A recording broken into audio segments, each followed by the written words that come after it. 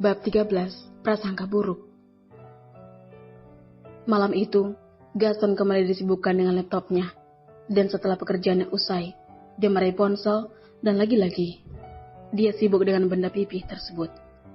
Dara yang sudah lama menonton TV di kamar Gaston tentu merasa bosan. Dia bangkit dari tempatnya, dan keluar kamar, untuk mengambil minuman di dapur. Dan rupanya ketika berada di dapur, Putra lebih dulu di sana. "Belum tidur, Dek?" tanya Putra. "Belum, Mas." Dara segera menutup mulutnya ketika teringat sang suami melarangnya memanggil Putra dengan panggilan Mas. "Kenapa, Dek?" tanya Putra yang heran dengan perubahan Dara. "Kamu baik-baik saja kan?" Iya, aku baik-baik saja. Aku ke kamar dulu." Dara mengambil minum dengan buru-buru lalu kembali ke kamarnya. Ketika kembali ke kamar, dia tidak melihat Gaston ada di sana. Dara sempat telingukan mencari keberadaan suaminya, walaupun dia tidak berani memanggilnya. Dan pencariannya terhenti ketika ada suara yang mengagetkan dirinya. "Kamu nyari aku?" tanya Gaston yang tiba-tiba berdiri di belakang Dara. Dara terkejut dengan kehadiran Gaston, sehingga dia menjawab pertanyaan Gaston dengan terbata-bata. Iya, tidak." "Udah selesai bicaranya sama Mas sopir kamu itu?" tanya Gaston dengan melipatkan tangan di dada. Dara semakin dibuat gugup dengan pertanyaan suaminya. Dia merasa seperti seorang istri yang ketahuan ngobrol sama sang mantan.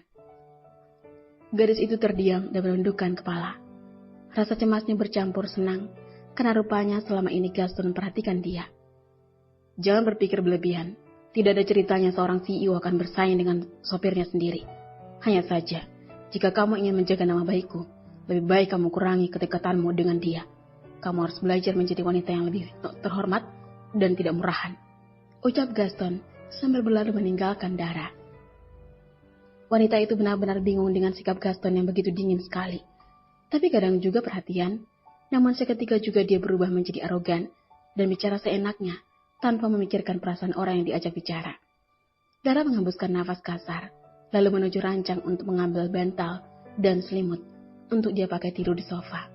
Sementara Gaston sudah berpose layaknya atlet renang yang hanya menggunakan boxer.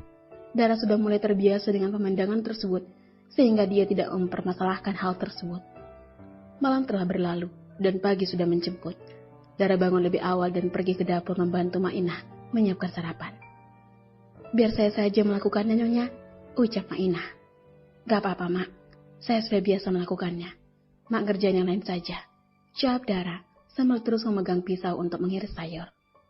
Gaston mulai menggeliat dan terbangun ketika alarm di ponselnya berdering. Dia mengumpulkan kesadaran kemudian bangkit dari tidurnya. Hari itu adalah hari Minggu. Dia tidak ke kantor. Namun selama menikah dengan Dara, hari libur Gaston tetap diisi dengan banyak kegiatan seperti olahraga atau ngumpul bersama teman-temannya. Yang penting, tidak berdiam diri di rumah. Tapi tidak seperti biasanya. Pagi itu entah mengapa Gaston merasa penasaran apa yang dilakukan Dara di pagi hari jika bangun duluan. Apakah benar dugaannya bahwa Dara menemui Putra lagi atau tidak? Dengan mengambil pakaian asal dan dalam posisi belum mandi, Gaston keluar dari kamar. Dia toleh ke sana kemari untuk mencari Dara.